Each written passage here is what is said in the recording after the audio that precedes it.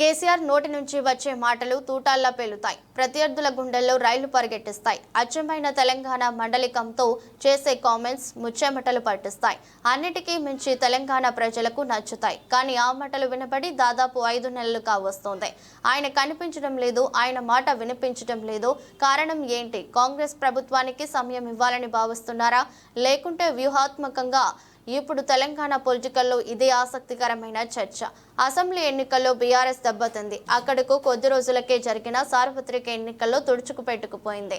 అప్పటి నుంచి కేసీఆర్ బయటకు కనిపించడం మానేశారు.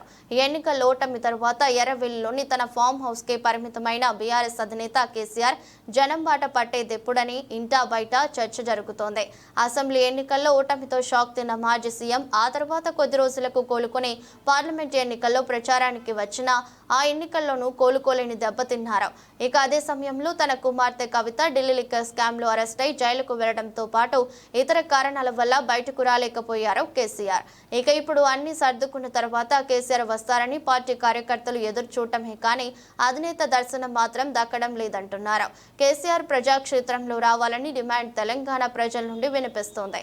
అయితే ఇన్నాళ్లు తగిన సమయం కోసం ఎదురు చూసిన కేసీఆర్ రైతు రుణమాఫీని ప్రభుత్వం సక్రమంగా అమలు చేయలేదన్న సాకు చూపి రైతు యాత్ర చేస్తారని చెప్పింది బీఆర్ఎస్ పార్టీ. దీంతో ఇటు బీఆర్ఎస్ క్యాడర్ తో పాటు అటు రైతులు కూడా కేసీఆర్ రంగంలోకి దిగితే ప్రభుత్వంలో చలనం వస్తుందని ఆశిస్తున్నారు. కానీ కేసీఆర్ మాత్రం ఎప్పటికప్పుడు వాయిదాలు వేస్తూ వస్తున్నారు.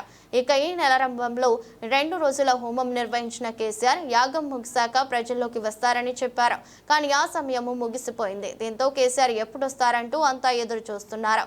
ఒక విధంగా చెప్పాలంటే నిరాశకు గురవుతున్నారు. బీఆర్ఎస్ పార్టీని అన్ని తానే నడిపించిన మాజీ సీఎం కేసీఆర్ ఇలా కుదేలైపోవడం కార్యకర్తల్లో చర్చకు దారితీస్తోంది. ఎర్రవెల్లి ఫామ్ హౌస్ లో ప్రతిరోజు కార్యకర్తలను కలుస్తున్న కేసీఆర్ హైదరాబాద్ లో పార్టీ కార్యాలయానికి వారంలో ఒకసారైనా వచ్చిపోతే బాగుండు కదా అని కోరుకుంటున్నారు. కార్యకర్తలు ప్రస్తుతం కేసీఆర్ దూరంగా ఉండటంతో పార్టీ విధాన నిర్ణయాలు అమలు బాధ్యత మాజీ మంత్రులు హరీష్ రావు, కేటీఆర్ చూస్తున్నారు. ఈ ఇద్దరు కలిసి ముఖ్యమంత్రి రేవంత్ రెడ్డి దాటిని సమర్థంగా ఎదుర్కొనడంపై భిన్నాభిప్రాయాలు వ్యక్తం అవుతున్నాయి. వీరికి తోడుగా కేసీఆర్ కూడా కనిపిస్తే పార్టీకి బూస్ట్ వస్తుందనే అభిప్రాయం ఉంది. కానీ కేసీఆర్ దూరంగా ఉండటం వల్ల హరీష్ రావు, కేటీఆర్ పోరాటానికి సమగ్రత రావడం లేదంటున్నారు. కేసీఆర్ ఎక్కువగా ఫామ్ హౌస్ కే పరిమితం అవడంతో ముఖ్యమంత్రి రేవంత్ రెడ్డి కూడా పదే పదే రెచ్చగొట్టేలా మాట్లాడుతున్నారని బీఆర్ఎస్ శ్రేణులు భావిస్తున్నాయి. కేసీఆర్ ను బయటకు రమ్మన్నా రావడం లేదని ఎత్తి చూపుతూ బీఆర్ఎస్ పై రాజకీయంగా పైచేయి సాధించేందుకు సీఎం ఓ పథకం ప్రకారం పావులు కదుపుతున్నారు.